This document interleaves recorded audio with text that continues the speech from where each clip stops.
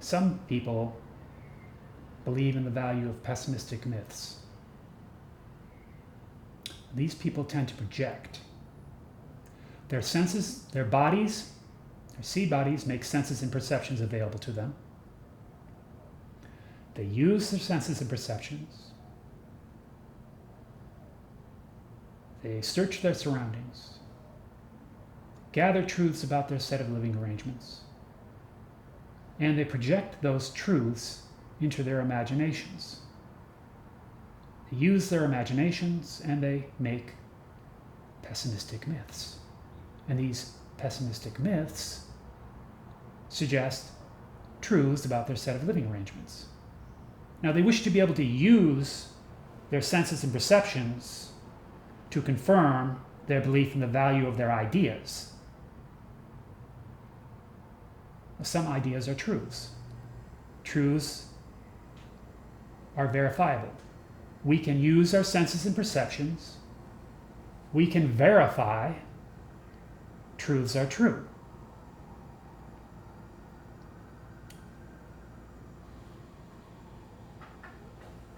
Okay? And because we can verify that truths are true,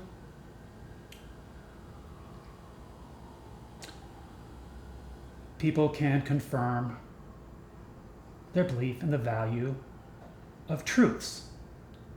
Myths, some ideas are myths. Myths are both unverifiable and unfalsifiable. We can use our senses and perceptions, but we cannot verify whether or not a myth is true. We cannot verify whether or not a myth is false. Myths are both unverifiable and unfalsifiable.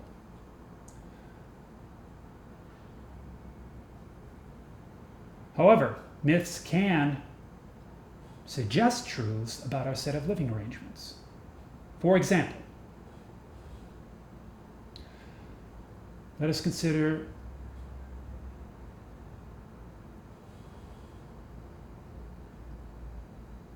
some pessimistic myths.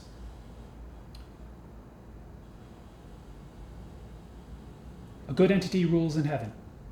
The good entity is at war with an evil entity. The evil entity rules over the earth. These pessimistic myths, and why do I call them pessimistic?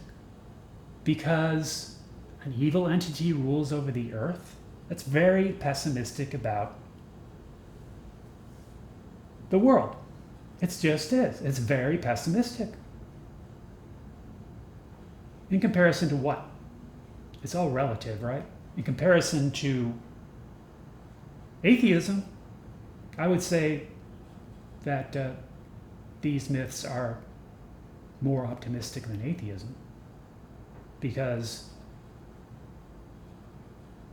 practitioners of discovery religions latch on to the hope that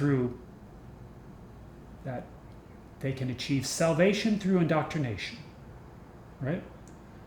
If you indoctrinate people in a belief in the value of these pessimistic myths, then you will enable people will be able to realize their hope of salvation from an afterlife of abominable infernal torment, and realize their hope of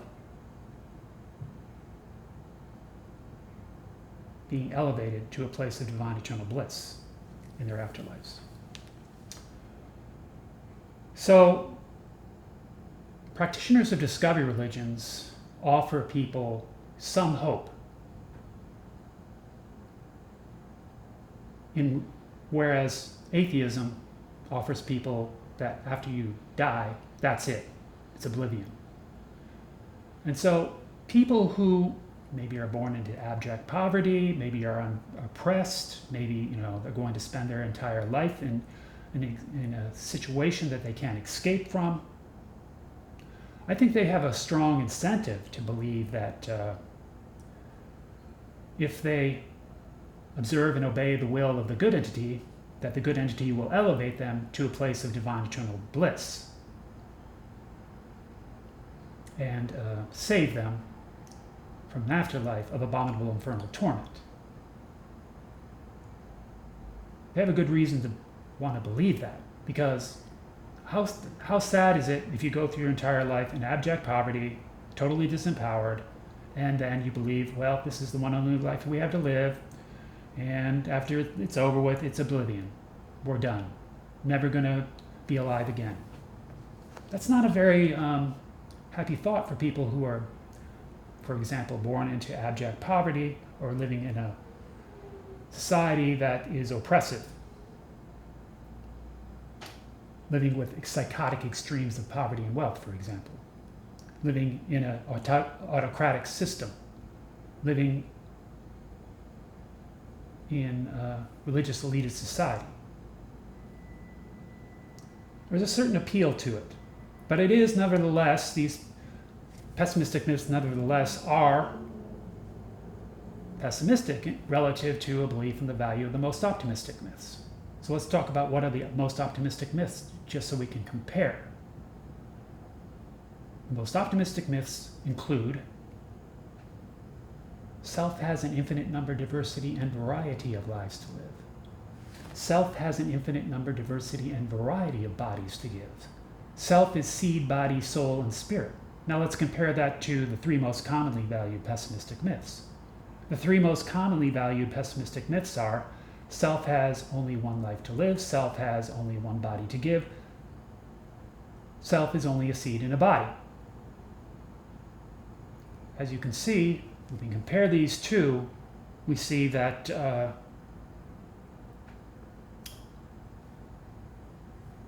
belief in the value of the most optimistic myths is far more optimistic than a belief in the value of the three most commonly valued pessimistic myths. But then if we add on to that a discussion of a belief in the value of additional pessimistic myths, the additional pessimistic myths are the belief in the value of these additional pessimistic myths is promoted by practitioners of discovery religions. The additional pessimistic myths are: we are sinners,